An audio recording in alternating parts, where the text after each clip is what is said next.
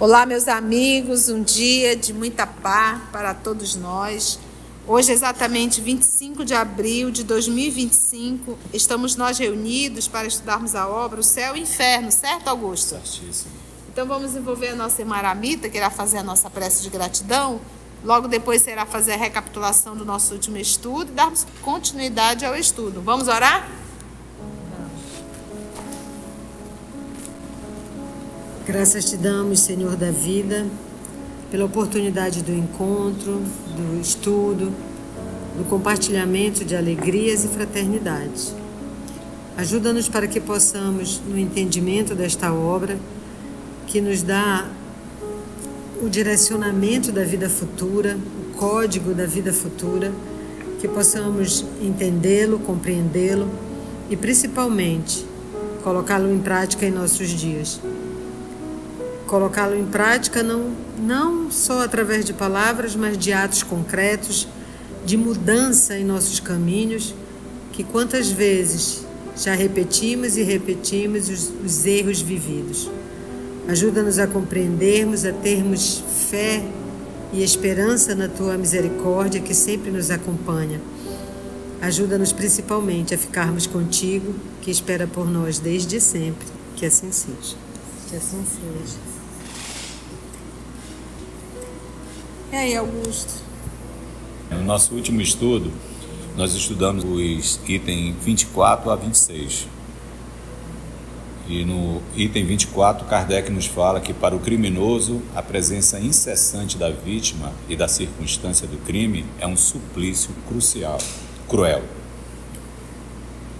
No 25, ele nos diz que alguns espíritos estão mergulhados em densas trevas, outros em absoluto isolamento no espaço, atormentados pela ignorância de sua posição, como da sorte que os aguarda, até que o arrependimento e o desejo de reparação lhes suavize os tormentos e os faça entrever a possibilidade de por eles mesmos pôr um termo a essa situação.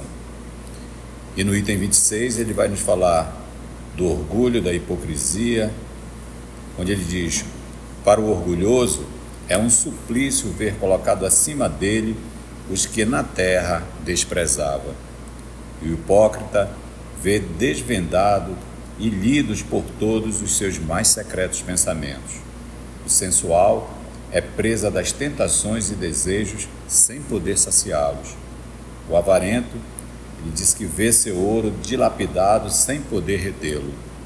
E o egoísta se vê desamparado por todos e sofre as consequências da sua atitude terrena. Terá sede e fome, e ninguém lhe dará de beber nem de comer. E hoje a gente vai começar com o item 27.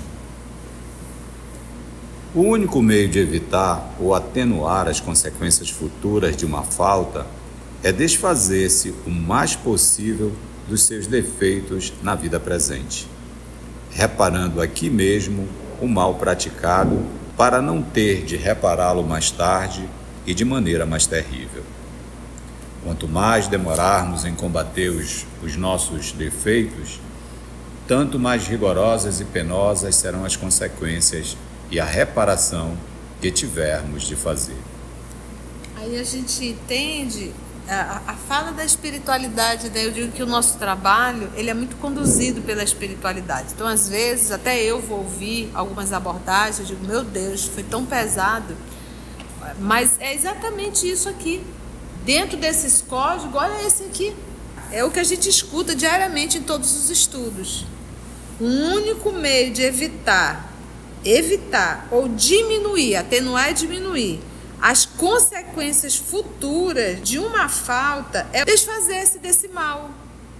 Então eu não posso estar justificando as minhas atitudes equivocadas. Eu tenho que me desfazer dele. Eu tenho que me livrar deles. E desfazer-se o mais possível dos seus defeitos na vida presente. Então quando eu vejo um espírito dizendo, eu vou deixar para outra encarnação, não leu O Céu e o Inferno.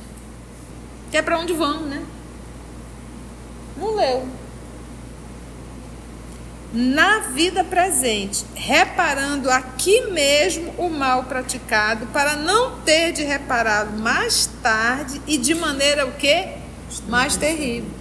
Então, se eu sei que pequei, se eu sei que fiz o mal, se eu sei que estou fazendo mal, eu tenho que fazer um movimento para me renovar o mais breve possível. Foi o que o apóstolo Paulo fez.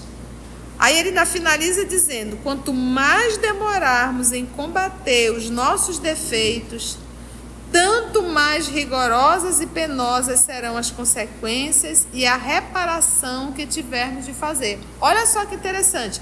Tanto mais rigorosa e penosas serão as consequências e a reparação que tivermos de fazer.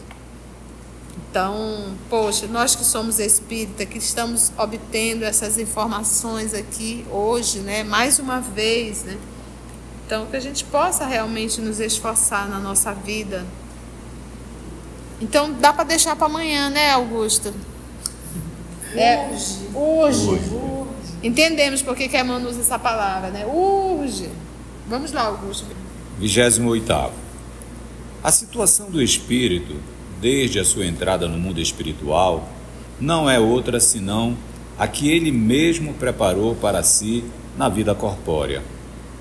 Mais tarde lhe será concedida outra encarnação para novas provas de expiação e reparação, com maior ou menor proveito, o que vai depender do seu livre-arbítrio. Se não souber aproveitá-la, terá de recomeçar outras, cada vez em condições mais penosas, de sorte que se pode dizer que aquele que muito sofre na terra tinha muito a expiar. E os que gozam uma felicidade aparente, a despeito dos seus vícios e inutilidades, haverão de pagá-la muito caro numa existência posterior. Foi nesse sentido que Jesus falou, abre aspas, bem-aventurados os aflitos, porque serão consolados, fecha aspas. Isso está no Evangelho segundo o Espiritismo, capítulo 5. Então, mais uma vez, ele fortalece a advertência. Ele diz que o mundo espiritual que eu vou encontrar foi o mundo espiritual que eu preparei. E esse mundo espiritual que eu preparei é o mundo psíquico que eu vivo. Porque o mundo psíquico, quando nós estamos encarnados, ele parece que é inofensivo. Quando a gente desencarna, a gente vai entender o quão real ele é. Então, a situação do espírito, desde a sua entrada no mundo espiritual, não é outra senão a que ele, espírito, mesmo preparou para si na vida corpórea. Então, o meu futuro depende do que eu faço aqui hoje. Nós precisamos nos libertar dos vícios básicos para podermos trabalhar nos vícios maiores. Se a gente ainda não conseguiu resolver o básico do básico, nós não temos que subir um degrau. Não podemos, não tem como. E aí ele diz aqui algo também muito interessante: se não souber aproveitá-la, terá de recomeçar outras, cada vez em condições mais agradáveis, mais leve, mais suave, é isso? Mais penosas, de sorte que se pode se dizer que aquele que muito sofre na terra tinha muito a expiar. E aí ele faz uma ressalva.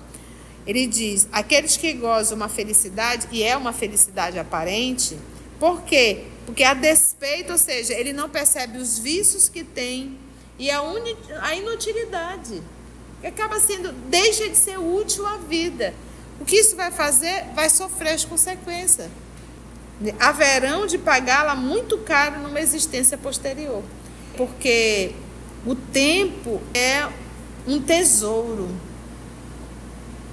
que eu terei que prestar contas de como eu utilizei esse tempo. Então, se eu uso o tempo apenas para benefício próprio, se eu posso chamar de benefício, a gente vai sofrer as consequências disso.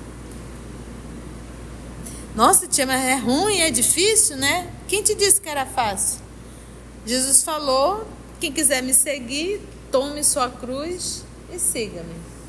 Ele não disse, pega água de coco, uma rede, uma cadeira de balanço, uma espreguiçadeira e se deita e não. Ele sempre mostrou que era com luta e com sacrifício. 29. Certamente a misericórdia de Deus é infinita, mas não é cega. O culpado que ela perdoou não fica dispensado de reparar suas faltas e, enquanto não houver satisfeito a justiça, sofre as consequências dos seus erros. Por infinita misericórdia, devemos entender que Deus não é inexorável, pois deixa sempre aberto ao culpado o caminho da redenção. Lindo isso aqui. Certamente a misericórdia de Deus ela é infinita, mas ela também não é cega.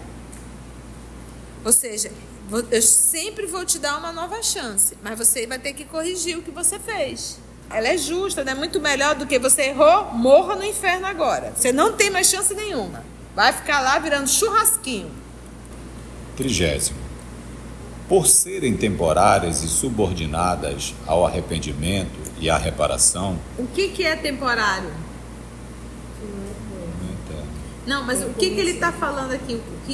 As penas. As penas, elas não são eternas, né? Ela é temporária, né? Que dependem da vontade humana, as penas constituem, ao mesmo tempo, castigos e remédios que auxiliam a curar as chagas do mal.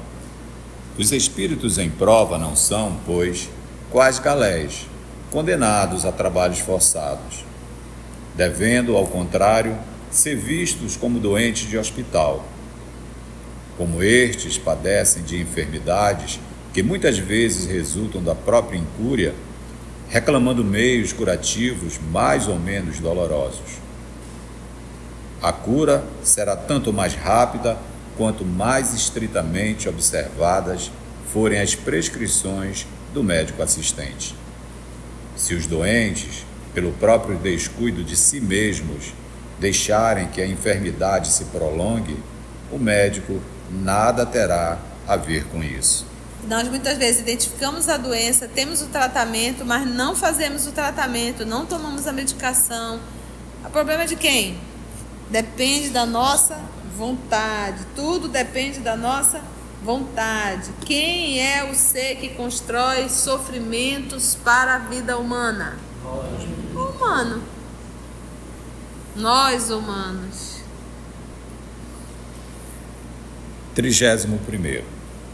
As penas que o espírito sofre na vida espiritual vêm somar-se às da vida corpórea, que são consequentes às imperfeições do homem, às suas paixões, ao mau uso das suas faculdades e à expiação de faltas presentes e passadas.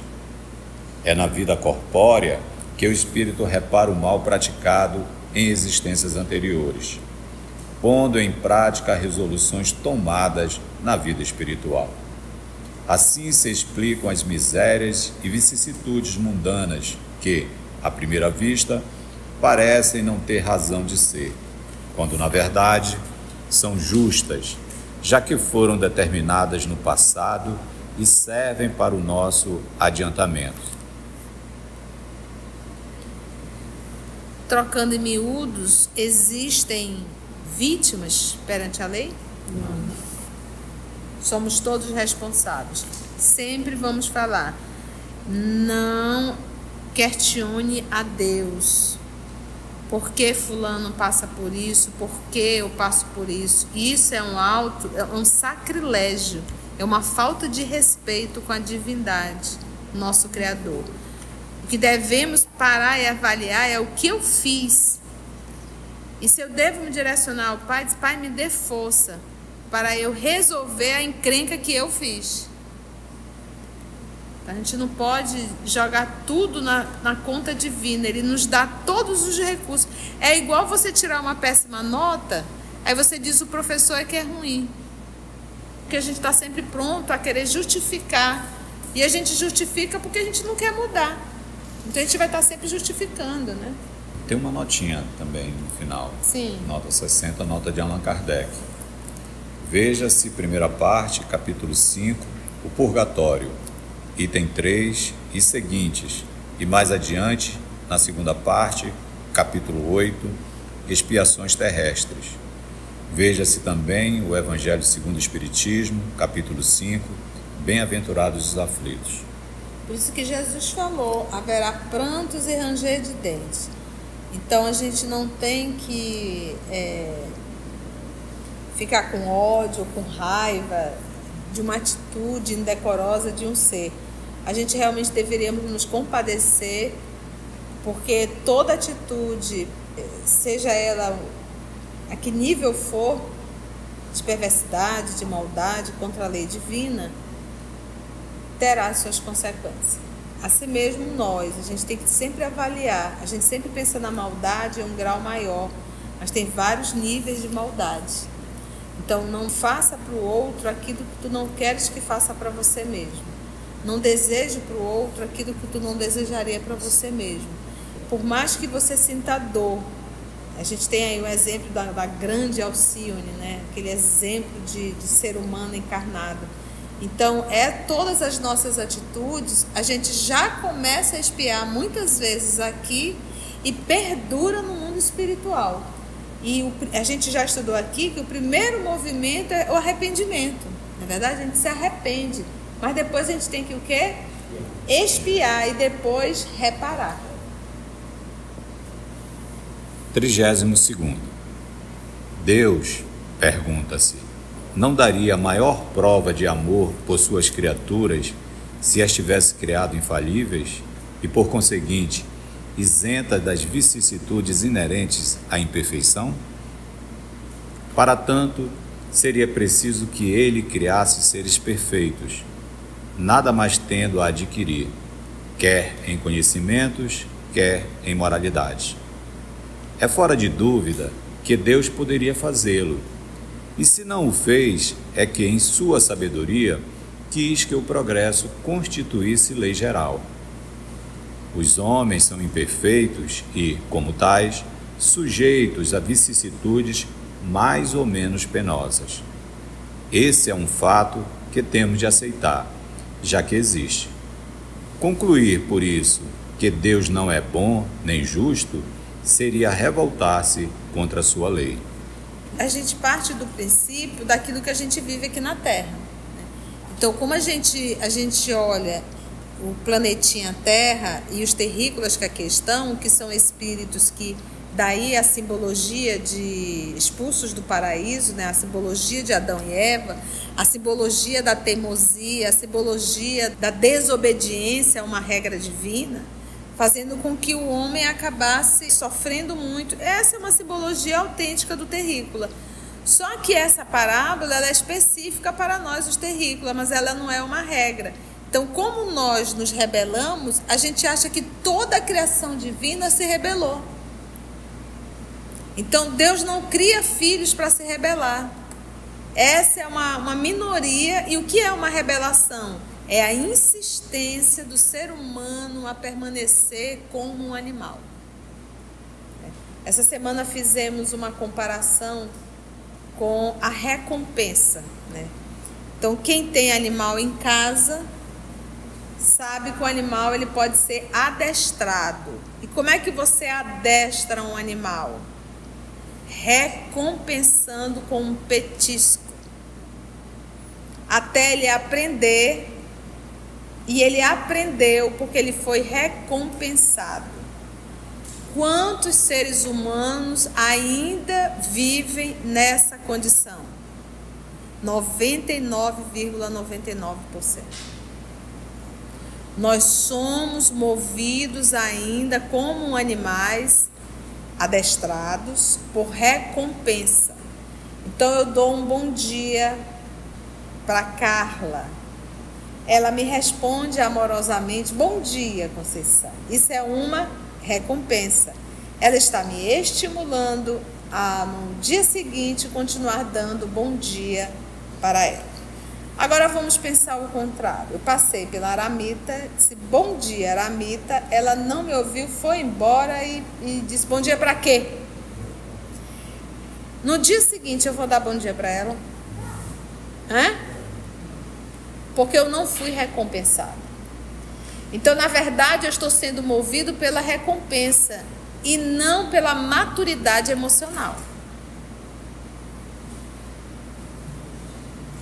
Se eu tivesse essa maturidade das emoções, que é inclusive algo fisiológico, e a consciência espiritual, eu iria entender que a Mita não está bem, tem algum problema, e eu no dia seguinte poderei continuar assim, dando bom dia a ela. Mas não é aquele bom dia, hein? Não, aí é melhor não dar esse bom dia. Então, eu trouxe um exemplo bem simples, mas para que a gente possa entender o nosso cotidiano como um todo. Nós somos movidos à recompensa, o que demonstra um espírito amadurecido, que faz pela sabedoria de fazer, pela maturidade de fazer, pela inteligência emocional de agir. É isso. Então, nós, seres humanos terrícolas, somos aqueles que insistimos ainda em permanecer na animalidade. E o que é isso? Esquecer que somos seres dotados de razão. Eu penso. Eu tenho uma capacidade de raciocinar para poder chegar no ponto ao que devo. É disso que nós estamos abrindo mão.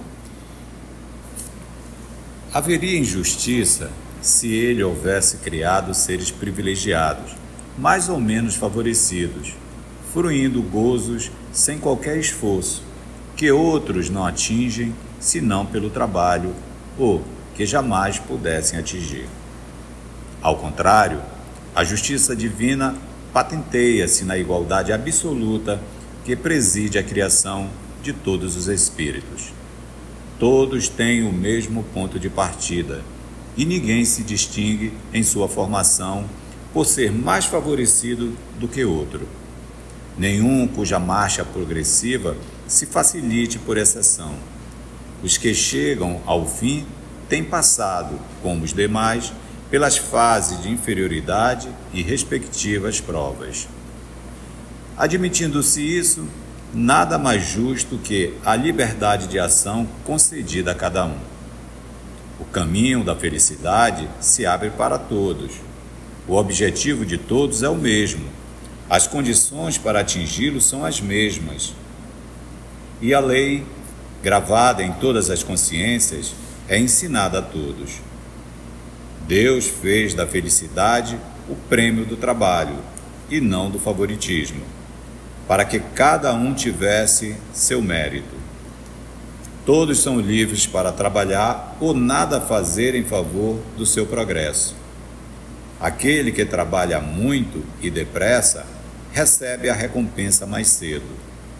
Quem se desgarra ou perde tempo no caminho retarda a chegada e não pode queixar-se senão de si mesmo. O bem e o mal são voluntários e facultativos. Sendo livre, o homem não é fatalmente impelido nem para um nem para outro. Não há tendência, né? Uma tendência para o mal, uma tendência para o bem. Ele é livre, a escolha está dele. Mas Deus não deixou aí a solta? Não. Ele gravou em nós a lei dele está gravada em nós. A lei está sempre avisando o que a gente está fazendo, certo? O que a gente está fazendo de errado, adverte, a gente abre mão, a gente renega, nós não queremos ouvir essa orientação da nossa própria consciência.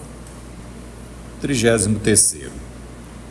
Apesar da diversidade de gêneros e graus de sofrimento dos espíritos, o Código Penal da Vida Futura pode resumir-se nestes 3 princípios. Primeiro, o sofrimento é inerente à imperfeição. Então, se eu sofro, não é porque Deus constrói o sofrimento. O sofrimento, ele está ligado à imperfeição. Então, vamos pegar. Se eu sou uma pessoa vaidosa, extremamente vaidosa, se eu encontrar alguém mais inteligente que eu vou ficar super feliz? Não.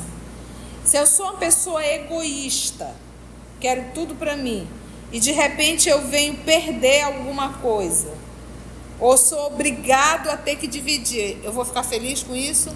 Então eu peguei 2 comportamentos, tanto do egoísmo quanto da vaidade, para a gente entender o quanto o egoísta sofre, o quanto o vaidoso sofre. E ele sofre por conta dessas atitudes equivocadas. Não é que Deus o faz sofrer. O ciumento sofre muito. O invejoso sofre muito. O egoísta sofre muito. O vaidoso sofre muito. O orgulhoso sofre demais. Ele sofre. Por conta daquilo que acontece em torno. Que para outro não teria significado nenhum. Vou trazer sempre um exemplo que eu adoro esse exemplo. Se Filipe chegou com Jesus e disse: eu estou falando mal de ti. E falando mal de Jesus, que só faz o bem. Estão dizendo que o Senhor é um explorador das viúvas. Aí Jesus olha: Filipe, não é vaidade querer que todo mundo fale da gente? Jesus sofreu?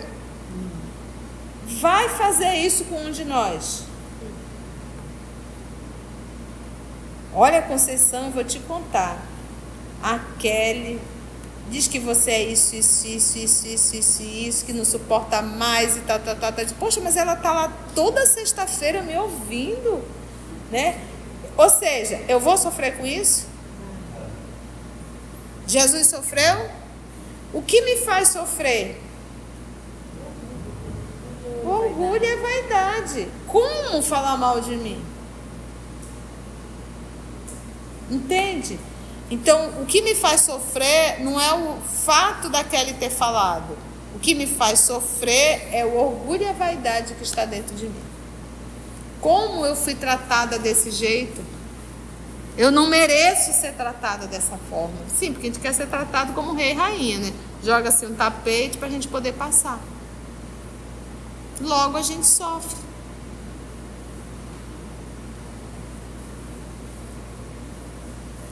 Segundo, toda imperfeição, assim como toda falta que dela resulta, traz consigo o próprio castigo em suas consequências naturais e inevitáveis.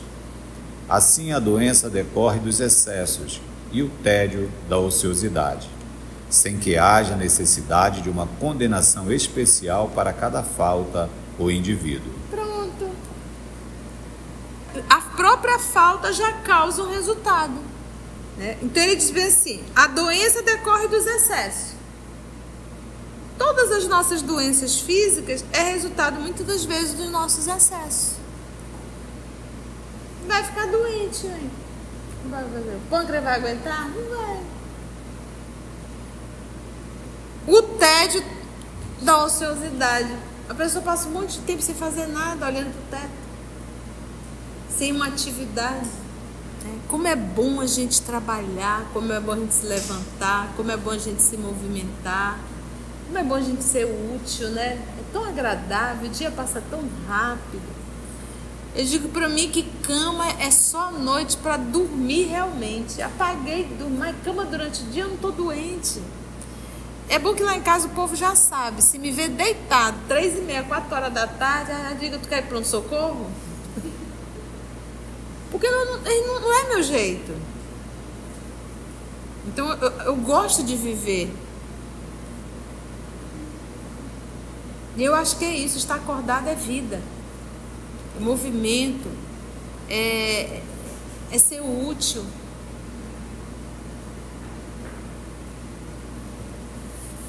E aí qual é a consequência de passar muito tempo deitado? Dor nas costas. A musculatura fica tudo flácido. O coração não trabalha direito. Daqui a pouco a gente está todo entrevado.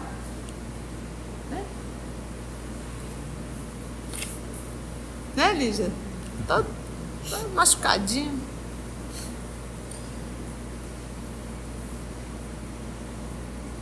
Finalizando.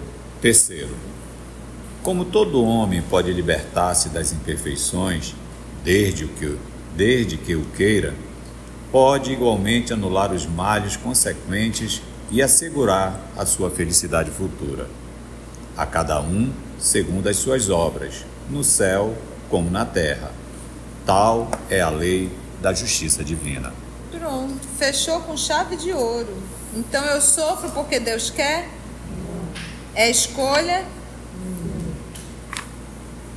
só nossa, a responsabilidade é toda nossa. Eu lendo isso daqui, eu sempre lembro do meu painho, né? O papainho não cuidou do corpo, né? Papai bebeu, fumou, comia muito doce, adorava um pudim, ele era capaz de comer um pudim inteiro, aquelas balinhas, ele estava sempre com aquelas balinhas. E a gente para e ele diz assim, a própria doença dele, que foi resultado dos seus excessos, isso é fato. Ele dizia assim: minha filha, se o meu corpo está desse jeito, foi porque eu não cuidei do corpo.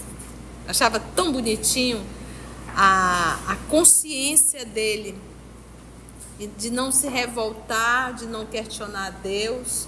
E é isso. Então, são esse tipo de comportamento, de análise que nós temos que fazer, né? O que eu estou fazendo com o meu corpo? Foi bom, gente? Se você chegou até aqui o final, deixa seu comentário. É muito importante a gente poder ler o teu comentário. Não esqueça de curtir para que possa divulgar a página. Dá o seu like, né? E, se possível, faça a sua inscrição no nosso canal e toca o sininho. Porque quando você toca o sininho, o YouTube avisa para você quando o EOS publicar um novo estudo. Então, receba um grande abraço da família EOS Manaus. Antes de orarmos em agradecimento, vamos ouvir algumas considerações da tia que destacamos neste estudo para a reflexão dos ensinamentos. Vamos aos destaques da tia?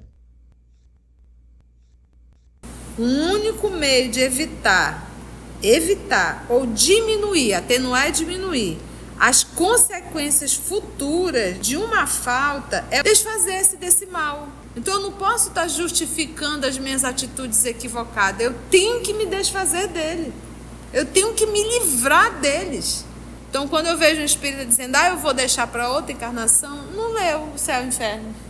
Então, se eu sei que pequei, se eu sei que fiz o mal, se eu sei que estou fazendo mal, eu tenho que fazer um movimento para me renovar o mais breve possível.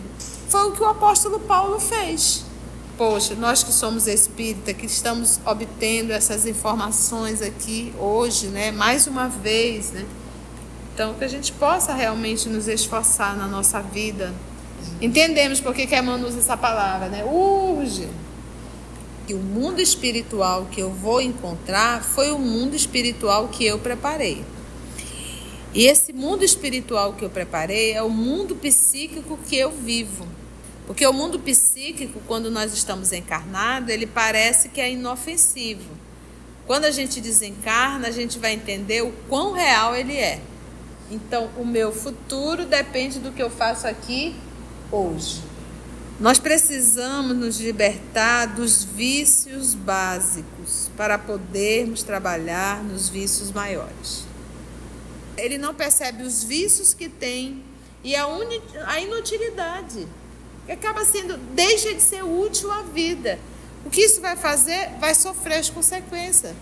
Porque o tempo, ele é um tesouro que eu terei que prestar contas de como eu utilizei esse tempo.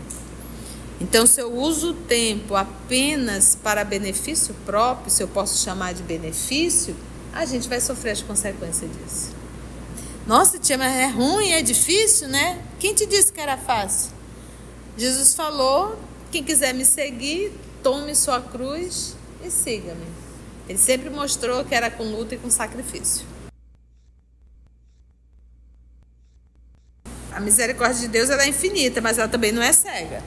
Ou seja, eu sempre vou te dar uma nova chance, mas você vai ter que corrigir o que você fez. Ela é justa, né? Muito melhor do que você errou, morra no inferno agora. Você não tem mais chance nenhuma. Vai ficar lá virando churrasquinho. Tudo depende da nossa vontade. Quem é o ser que constrói sofrimentos para a vida humana? Nós, humanos. Existem vítimas perante a lei? Não. Somos todos responsáveis. Sempre vamos falar, não questione a Deus. Por que fulano passa por isso? Por que eu passo por isso? Isso é um sacrilégio, é uma falta de respeito com a divindade, nosso Criador. O que devemos parar e avaliar é o que eu fiz. E se eu devo me direcionar ao Pai, diz: Pai, me dê força para eu resolver a encrenca que eu fiz. A gente não pode jogar tudo na conta divina. Ele nos dá todos os recursos. É igual você tirar uma péssima nota, aí você diz o professor é que é ruim. Porque a gente está sempre pronto a querer justificar. E a gente justifica porque a gente não quer mudar. Então a gente vai estar sempre justificando, né? Jesus falou: haverá prantos e ranger de dentes. Então a gente não tem que ficar com ódio, com raiva de uma atitude indecorosa de um ser. A gente realmente deveríamos nos compadecer, porque toda atitude, seja ela a que nível for, de perversidade, de maldade contra a lei divina, terá suas consequências. Assim mesmo a gente tem que sempre avaliar. A gente sempre pensa na maldade em um grau maior, mas tem vários níveis de maldade. Então não faça para o outro aquilo que tu não queres que faça para você mesmo. Não deseje para o outro aquilo que tu não desejaria para você mesmo, por mais que você sinta dor. Então todas as nossas atitudes a gente já começa a espiar muitas vezes aqui e perdura no mundo espiritual. E a gente já estudou aqui que o primeiro movimento é o arrependimento. Na verdade, a gente se arrepende, mas depois a gente tem que o quê? Expiar e depois reparar. A gente parte do princípio daquilo que a gente vive aqui na Terra. Então, como a gente olha o planetinha Terra e os terrícolas que aqui estão, que são espíritos que... Daí a simbologia de expulsos do paraíso, né? A simbologia de Adão e Eva, a simbologia da teimosia, a simbologia da desobediência a uma regra divina, fazendo com que o homem acabasse sofrendo muito. Essa é uma simbologia autêntica do terrícola. Só que essa parábola ela é específica para nós, os terrícolas, mas ela não é uma regra. Então, como nós nos rebelamos, a gente acha que toda a criação divina se rebelou. Então, Deus não cria filhos para se rebelar. Essa é uma minoria. E o que é uma rebelação? É a insistência do ser humano a permanecer como um animal. Nós somos movidos ainda como animais adestrados por recompensa. Nós somos movidos à recompensa, o que demonstra um espírito amadurecido, que faz pela sabedoria de fazer, pela maturidade de fazer, pela inteligência emocional de agir. É isso. Então, nós, seres humanos terrícolas, somos aqueles que insistimos ainda em permanecer na animalidade. E o que é isso? Esquecer que somos seres dotados de razão. Eu penso. Eu tenho uma capacidade de raciocinar para poder chegar no ponto ao que devo. É disso que nós estamos abrindo mão. Não há tendência, né? Uma tendência para o mal, uma tendência para o bem. Ele é livre. A escolha está dele. Mas Deus não deixou aí a solta? Não. Ele gravou em nós a lei dele está gravada em nós. A lei está sempre avisando o que a gente está fazendo de certo, o que a gente está fazendo de errado, adverte, a gente abre mão, a gente renega, nós não queremos ouvir essa orientação da nossa própria consciência. Então, se eu sofro, não é porque Deus constrói o sofrimento. O sofrimento, ele está ligado à imperfeição. Se eu sou uma pessoa vaidosa, extremamente vaidosa, se eu encontrar alguém mais inteligente que eu vou ficar super feliz? Não. Se eu sou uma pessoa egoísta, quero tudo para mim, e de repente eu venho perder alguma coisa, ou sou obrigado a ter que dividir, eu vou ficar feliz com isso? E ele sofre por conta dessas atitudes equivocadas. Não é que Deus o faz sofrer. O ciumento sofre muito. O invejoso sofre muito. O egoísta sofre muito. O vaidoso sofre muito. O orgulhoso sofre demais. Ele sofre por conta daquilo que acontece em torno, que para outro não teria significado nenhum. A própria falta já causa um resultado. Assim, concluindo o nosso estudo de hoje e agradecendo o nosso Mestre Jesus por mais este momento de aprendizado, vamos orar? Sim, agradecemos a Deus, nosso Pai, por mais uma oportunidade que nos foi dada de estudo e de reflexão. Muito obrigada, Senhor, por todas as advertências que a espiritualidade amiga sempre nos dá de forma incansável, nos mostrando o caminho a seguir. Graça te damos, Senhor, que assim seja. EOS Manaus. Estudando para servir ao Cristo. Visite nosso site em www.eosmanaus.org. No YouTube, procure o canal EOS Manaus. Participe do nosso grupo no Facebook.